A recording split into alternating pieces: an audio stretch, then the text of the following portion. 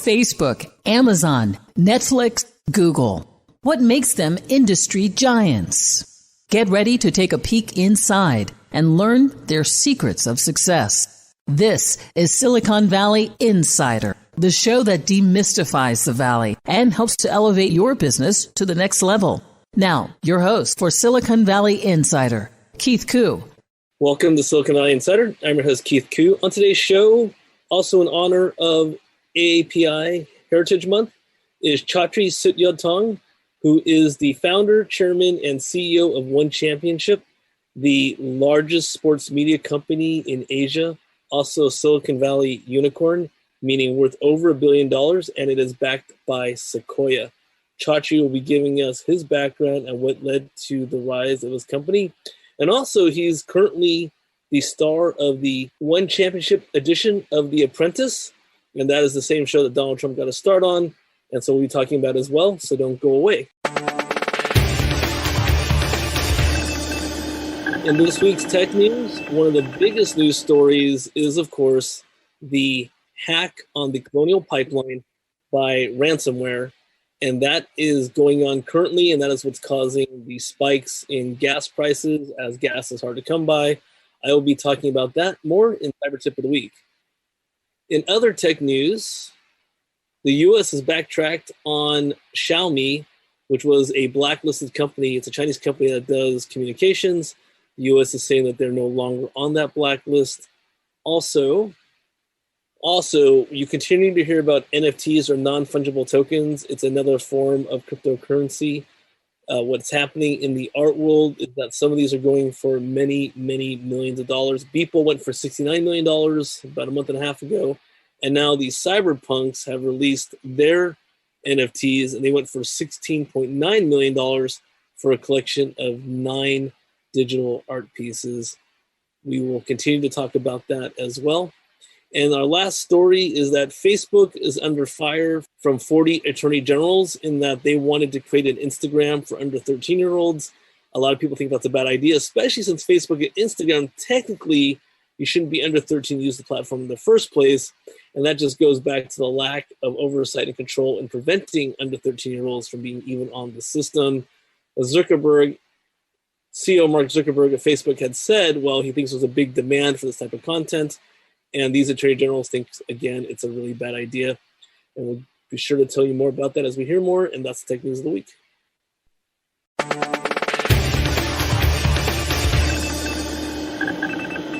Welcome back to the show. Once again, I'm joined with Chatri Sidyodtong, who is the founder, chairman, and CEO of ONE Championship, considered to be Asia's premier and largest sports media entertainment company.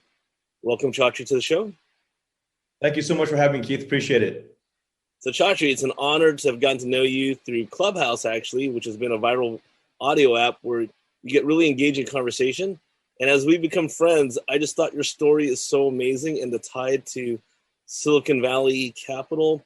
I just really appreciated that you were able to be on our show during Asian American Pacific Islander Heritage Month. So thank you for being here. No, thank you for having me, Keith. Who would have thought that a few conversations would form into a budding friendship between you and me, you know? But we've had a lot of great conversations on Clubhouse. I'm grateful to be here. Right. Well, thank you. So, Chatri, I wanted to start off with your background because it's almost cliche, but it's an amazing rags to riches story.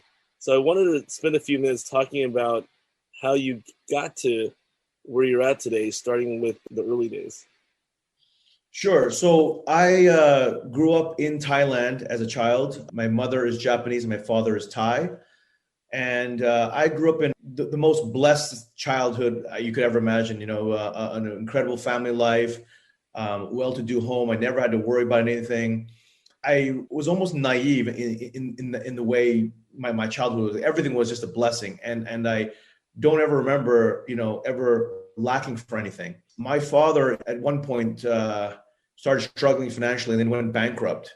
Then he abandoned the family. And so my life literally went 180 degrees and was shattered. We lost the house, the car, everything. And my mother was a traditional Asian housewife, a homemaker. She had never worked in her life. She had no skills and no resume. And she was left with two sons and a very bleak future. And up until that point, I'd never seen my mother cry. And, watching her life, implode, her husband leaving her, and essentially she has no future. That really, really shattered me. It broke me, watching my mother cry for the first time. When you're hopeless and despondent and watching your mother cry, it does one of two things. It can break you completely, in which you kind of like throw in the towel on life, or something wells up inside of you, and you want to fight for a better future. You have a reason, rather, to fight for a better future instead of yourself. You're fighting for your mother. I did have many moments where I wanted to quit, where I didn't know which way to turn, but thankfully, I would say it was two things, left hand and right hand. On one hand, my mother, she truly expressed unconditional love for me always, and belief. And she said to me, "Chatri, you're the oldest son. The plan is for you to apply to Harvard and eventually get a safe corporate job." And, I was really shocked. I said, "Mom, there's no way, first of all, I'm going to get into Harvard. Second of all, we don't have money. I mean, there's no way for me to pay for school fees or living expenses, even books for that matter."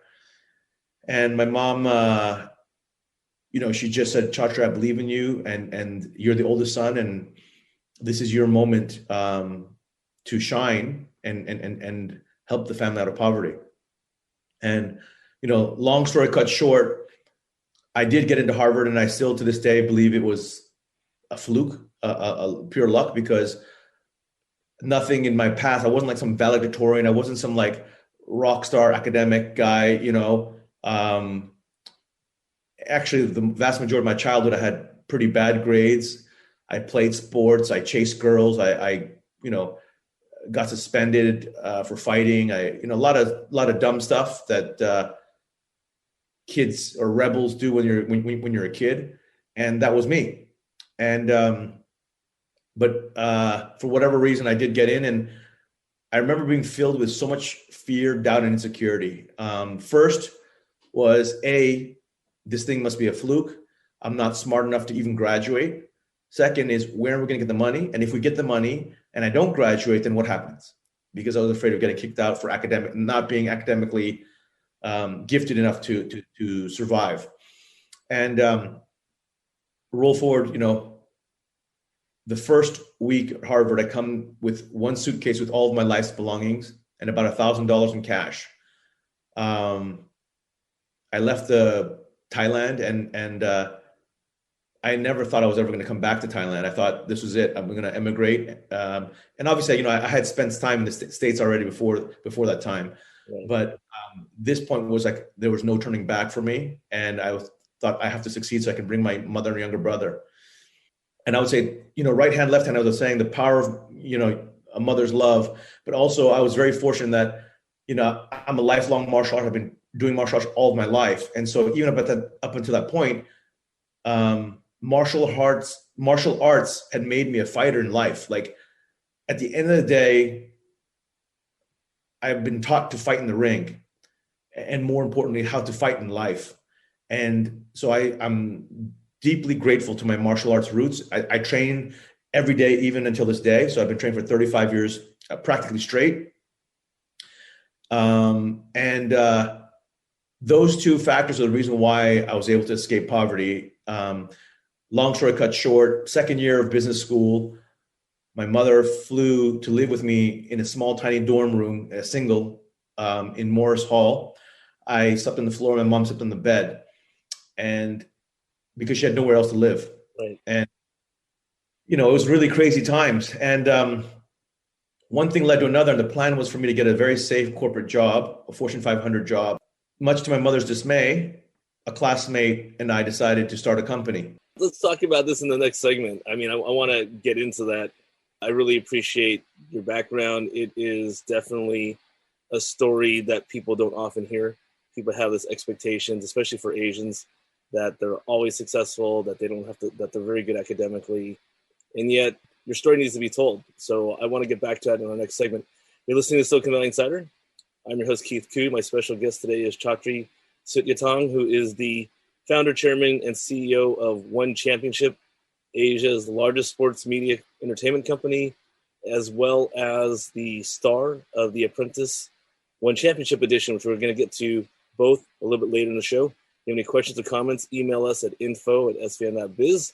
You can find us on Facebook, Twitter, or LinkedIn, and you can find Chatri and myself on Clubhouse, and we'll be right back. For questions or comments on today's program, call 1-888-828-7846. That's 888-828-SVIN. Now, back to Silicon Valley Insider. Once again, your host, Keith Koo. Welcome back to Silicon Valley Insider. I'm your host, Keith Koo. On my show today is my special guest and friend, Chatri Sidyodtong, who is the founder, chairman, and CEO of ONE Championship, Asia's largest sports media entertainment company, as well as the star of the Apprentice ONE Championship Edition out of Asia. And we've been talking about how he actually got his start from very humble beginnings. Before we get back to your story, Chatri, I wanted to ask you this question. One thing I really admire about you is you talk a lot and you live it about passion and purpose over profit. And I think it's a very important message to tell. So what do you mean by that? When I was younger, i.e. when I was poor, I thought naively that the meaning to happiness was making a lot of money, because that was a way in which I could stop or end the suffering of my mother. So I just chased money blindly. And it wasn't until I was on Wall Street, I owned my own $500 million global hedge fund. And I had a record year that year. And I went down to the sushi bar for lunch by myself nearby the office. And I was all adrenaline pumping for having made a lot of money that year. The hedge fund was up huge. I was very ecstatic. And I want to say I was around 35 or 36, around there. And I went and sat there and I was super happy. But as the lunch wore on, I just started thinking about my life, rolling it forward. And I said, what's going to happen? What's going to happen from here on? And I realized then it was just like, there'd be more zeros to my hedge fund. There'd be more zeros to my bank account. I'd have more houses, more cars. But I still felt this deep sense of emptiness inside. I couldn't sleep for many weeks. And here's the funny thing. My mom's words echoed in my mind in that sushi restaurant. When I was a little boy, she said to me, throughout my entire childhood, actually, Chatri, you're going to grow up to help people. And she said, Chatri, you're going to grow up to help the world. She used to say all the time. And I used to think it was motherly gibberish. But when I was sitting there, I started thinking about what am I doing with my life? And it really hit me hard that I had climbed to the top of the wrong mountain. Now, if Wall Street is something that truly ignites your soul and that truly fulfills you, then you should be there and that's what you should be. And that's how you can contribute to the world. I just knew that inside of me that I was chasing money because I wanted to take away the pain from my mother. And even after I made millions, I was still chasing money without reassessing and thinking deeply about the meaning of life and money and happiness and everything. And I just realized at that moment, I could roll forward until I'm 80 years old and, have a lot of money, a lot of houses and cars, but what's the point? What have I done? And many sleepless nights later, I started thinking about everything. And I came back to my first love and I said, you know what? First thing I want to do is do something I truly, truly love every day. And martial arts has been my greatest passion in life. And I've been doing martial arts every day, even again to this day, for the last 35 years. And it is the happiest hour or 2 hours of my day, every day. And so I started thinking about how can I do this 24/7? And at the same time, I said, martial arts, if I attribute the two biggest drivers for me escaping poverty is my mother's unconditional love and belief in me, and equally important, martial arts and the warrior spirit it forged in me through thousands of hours of training, years and years of training. And there are so many beautiful things about martial arts that through this rigorous discipline of training, you inherit integrity, humility, honor, respect, courage, discipline, compassion, so many incredible values that allow you to succeed in life. And so I really believe that martial arts is one of the greatest platforms to unleash human potential. So as I started to think of all this thing, I was like, how can I do something that I really, truly love that yet is helping people? And again, my mom's words about helping people. And as I started thinking about what I was doing, I realized I have to retire as a hedge fund manager and I have to go chase a crazy dream. And at that point, I wanted to live my life of martial arts.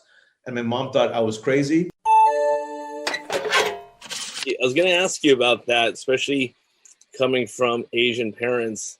Just to recap, Rags to Riches story along the way, getting into Harvard, almost penniless, your mother sharing your dorm room with you for finances.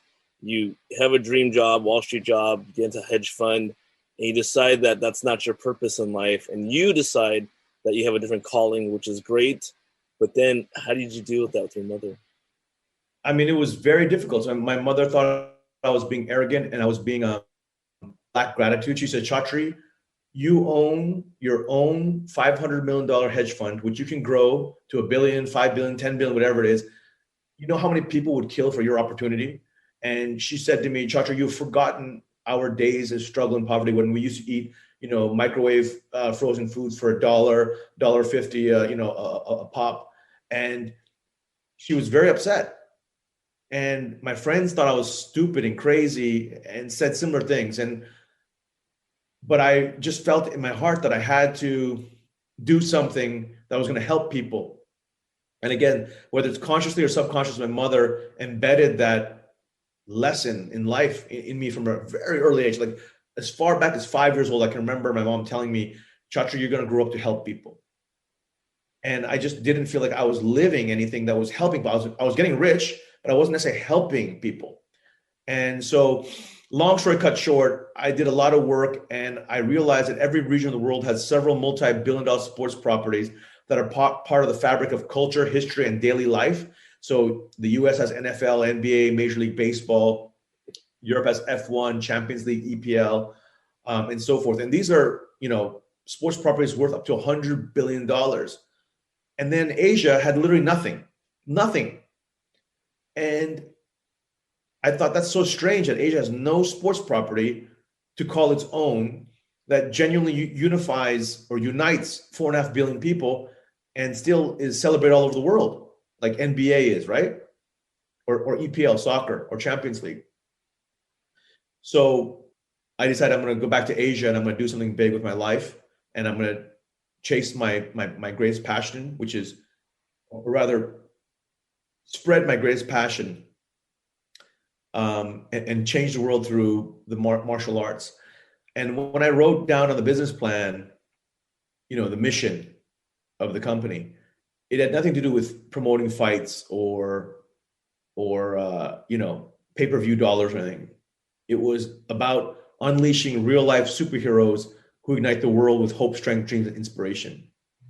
So I wanted to create a platform that unleashed real life heroes, where we could celebrate their values, that every family, grandkid could celebrate with their siblings and their grandparents and parents as a family of values. And then heroes that genuinely inspired entire countries, and then telling their stories of overcoming impossible odds, tragedy, adversity, poverty, whatever it may be, to elevate the human spirit all over the world. And so it's simple formula of values, heroes, and stories. Crazy, roll forward after a very, very tough first 3 years where I was rejected by everybody, literally failure after failure, thousands of failures and rejection the first 3 years, burning through my own money and my best friend's money from Harvard.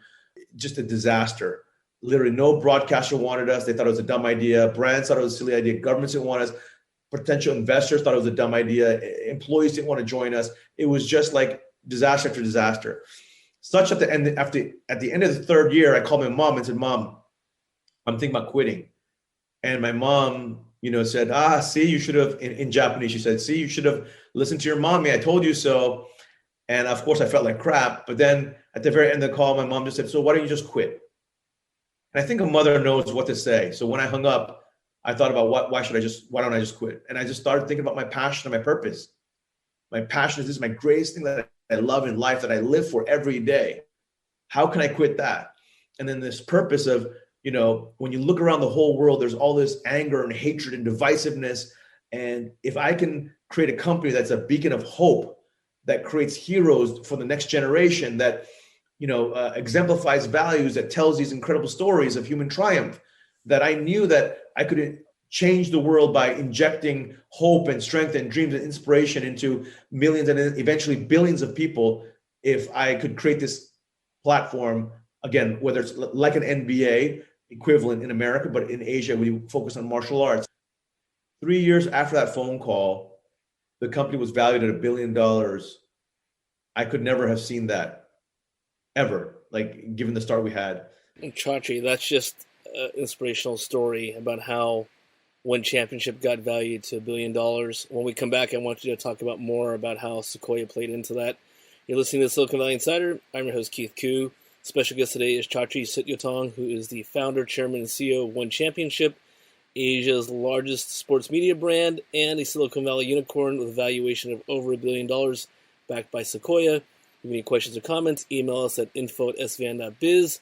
Find us on Facebook, Twitter, or LinkedIn, and I'll be right back. For questions or comments on today's program, call 1-888-828-7846. That's 888-828-SVIN. Now, back to Silicon Valley Insider. Once again, your host, Keith Koo. Welcome back to Silicon Valley Insider. I'm your host, Keith Koo. On today's show, my special guest and good friend is Chatri Sidyodtong, who is the founder, chairman, and CEO of ONE Championship. That would be Asia's largest sports media brand, and a Silicon Valley unicorn, and is backed by Sequoia. ONE Championship is comparable to the UFC here in the United States, and we'll be right back with more of Chatri. On this week's Cyber Tip, I'm going to follow up more on the Colonial Pipeline attack. That is the attack on one of the largest oil providers on the eastern seaboard of the United States, what's crippled the supply chain, and why gas costs have been rising very high. What's behind that is a group allegedly be called DarkSide. That is a group that monetizes by taking over systems through ransomware. And so just a reminder, ransomware is when a system is taken over and you are asked as the victim to pay cryptocurrency usually to get your systems unlocked. In this case, there's still a lot of things going on regarding whether or not that is going to happen. And since that's not yet resolved, the company, Colonial, has shut down the supply chain. This is really more of an indication that a lot of people feel that the U.S.'s critical infrastructure has not been hardened or secure enough to withstand such attacks, and that there's actually discussions now that there'll be more regulations in place in order to defend and combat these attacks. These answers are not easy. I mean, cybersecurity is a many billion-dollar industry, but it is very concerning that ransomware can shut down entire systems of infrastructure. So not so much a tip, just more of an awareness. And I'll continue to stay on top of this cyber news as well. And that's the Cyber Tip of the Week. Welcome back to the show. Once again, I'm joined with Chatri Sidyodtong, who is the chairman, founder, and CEO of ONE Championship, Asia's largest sports media brand, as well as a Silicon Valley unicorn. In the earlier segment, we were just talking with Chatri about how his company got valued to $1 billion and how Sequoia was behind that. So we're going to continue on with that discussion. That's amazing. And you're backed by Sequoia. Yeah. Right? Yeah. So we've been very fortunate. Sequoia Capital is our largest institutional shareholder. And Sir Michael Moritz, the chairman of Sequoia Capital, and Douglas Leon, the global managing partner, actually flew to Singapore, where we're headquartered, and we had breakfast. And within an hour, Michael Moritz, I'll never forget these words. Michael Moritz said, so succinctly and so poignantly, he said, "Chatri, you're an authentic founder." And I didn't quite understand what that meant. And he said, "This is your life calling." And because sports media is an incredible business model as it is. It's a platform business with incredible economies of scale and network effects and all that. So I said, Chatri, my equity is going to compound on your passion. Those are his exact words. And it just hit me so hard. I'm like, wow, no wonder, Sequoia Capital is arguably one of the greatest venture capital firms out of Silicon Valley, or actually on the planet. Yeah. And that Michael Moritz is one of the greatest, he's obviously a legendary investor. But for him to say that, he just shrunk the entire thesis down to one simple sentence. And I just thought it was so poignant. And those words just carried with me. And it's true. I am an authentic founder. This is my life calling. This is my life's calling. I mean, there is nothing else I'm going to do with my life. I'm going to keep growing one. And, we're now in 154 countries, going to 196 countries in the next 3 years. The medium-term goal is to take the company to 10 billion and then eventually keep growing. But most of all, when people ask me, what are you most proud of? I look back at this journey and I'm most proud of the magical moments I've had with our athletes, with our fans, and how one has changed their lives and helped them. I'll give you a story that happened in May 2016.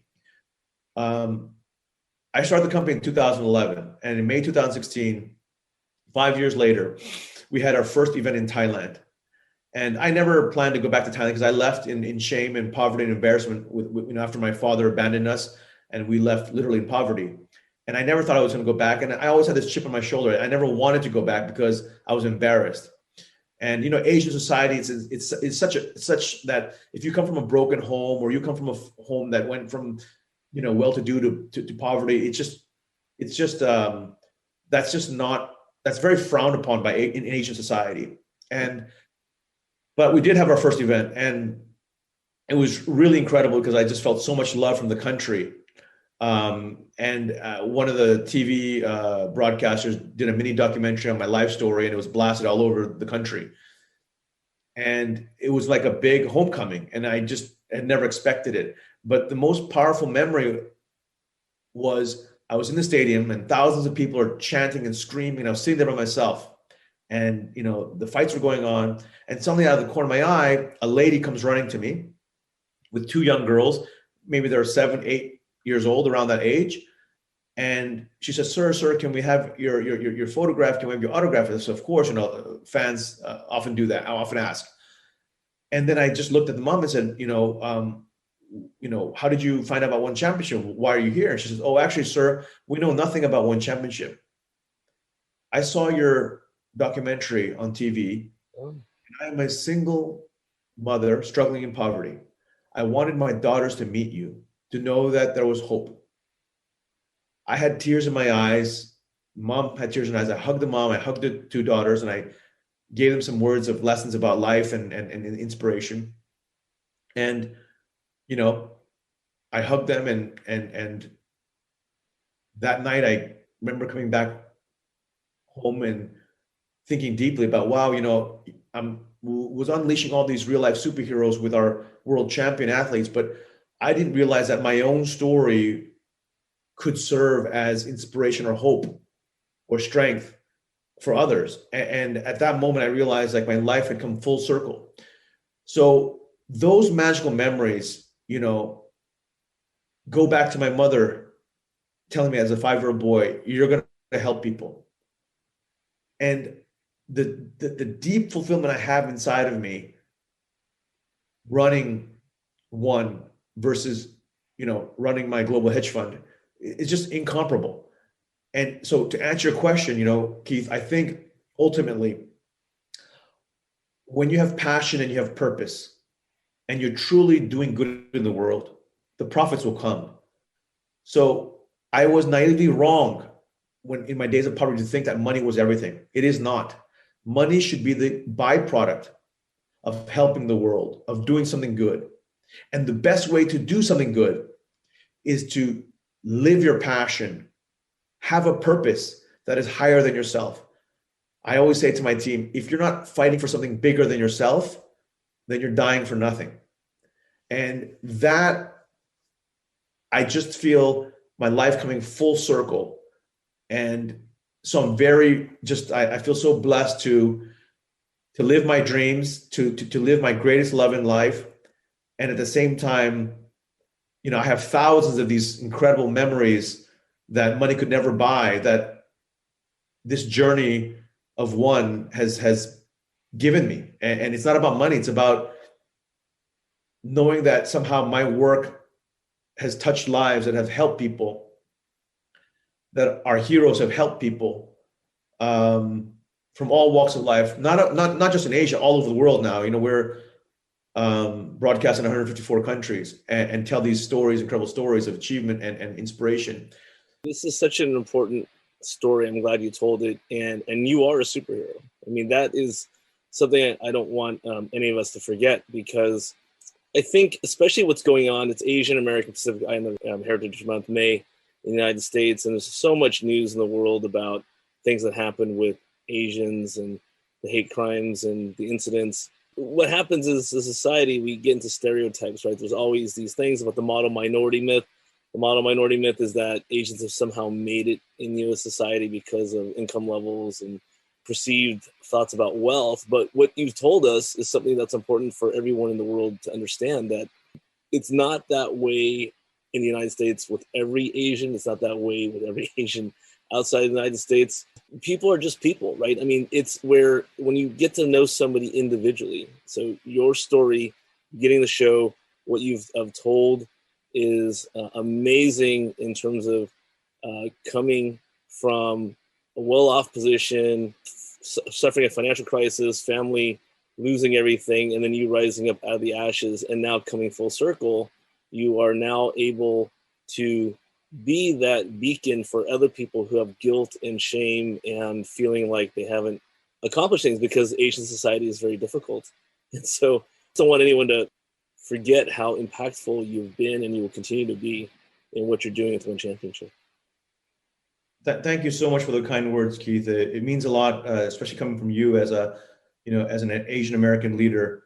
I just, again, never thought my story would be a story that would help people, but every day it has been, and I just feel blessed. And so in a crazy way, I tell people that I'm so grateful for my days in poverty and struggle, because not only did it give me compassion and empathy for anyone who's struggling and going through difficult times, but it also gave me fire in my belly to do something with my life and to make some meaning out of the pain.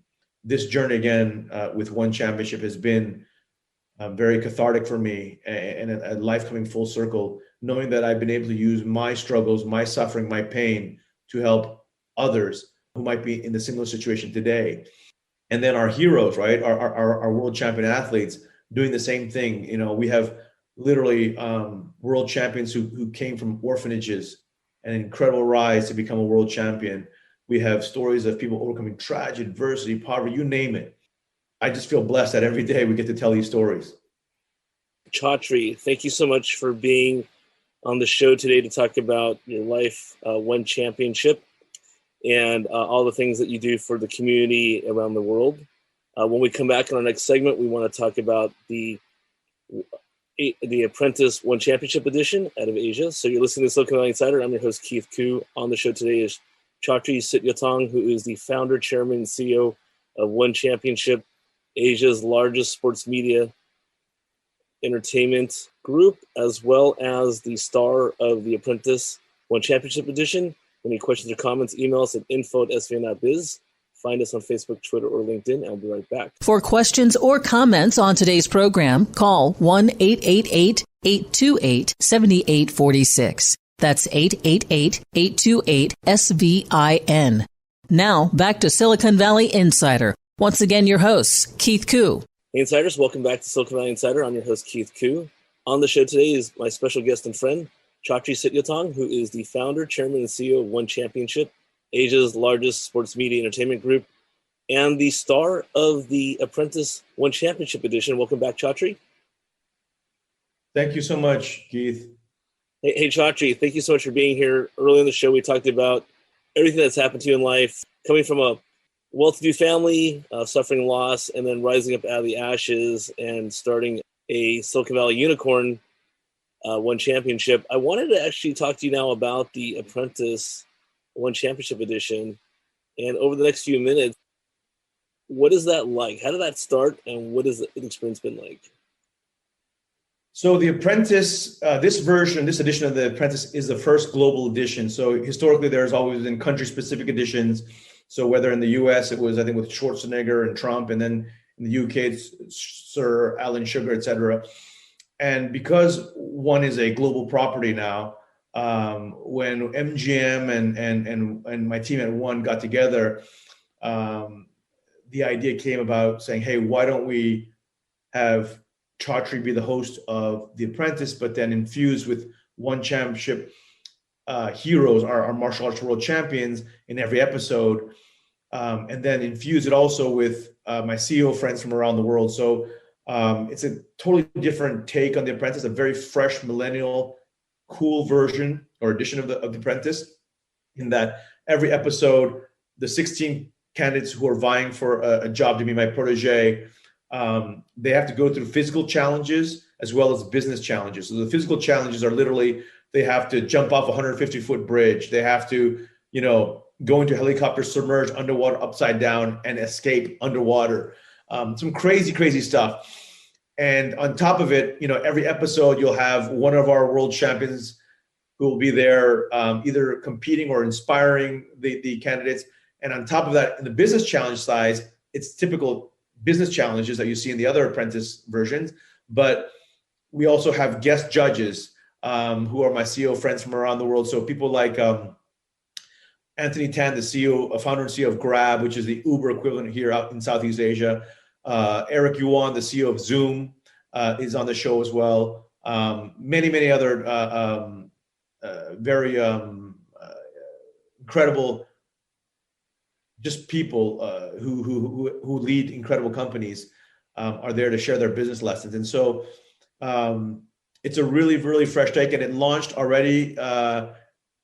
It's been about a month already since it launched in Asia. So it's literally broadcast right now, currently, every episode. I think we have 6 or 7 more episodes left out here in Asia before then it goes to worldwide distribution. That's amazing. How do we find your show? So we will announce where it's going to be distributed in the U.S. You got to sit tight for that because we're letting the Asia version run through first, and then we have a big shebang on the rest of the world where we launch. So it's a 2-stage launch. One was to launch it out across Asia, and then to the rest of the world. So I'll let you know. You'll know shortly. We'll make a big announcement about where it's going to be broadcast in the U.S. It was the #1 streaming show when it debuted, right? In Asia, right. It was the #1 premiere of this year in Asia. Chatri, again, just to summarize, today we talked about your life story, the rise of ONE Championship, a Silicon Valley valued unicorn, which means the company worth over $1 billion. I'm looking forward to being a decacorn. And we're also talking about how that led to you becoming an actual superhero model for others, and now doing the Apprentice, the first global edition, the ONE Championship Edition. What's next for you? The next couple of minutes, what's next in store for Chatri? It's kind of crazy, but I don't really have a lot of goals, especially long-term ones, For me and my team, I just want to be able to live my passion, live my purpose. And with every passing year, go from millions of viewers to billions of viewers and fans that we impact. And again, our mission is to unleash real-life superheroes who ignite the world with hope, strength, dreams, and inspiration. And that's the #1 thing that drives me. Now, we do have a martial arts division. We have an esports division. And now we have a general entertainment content division.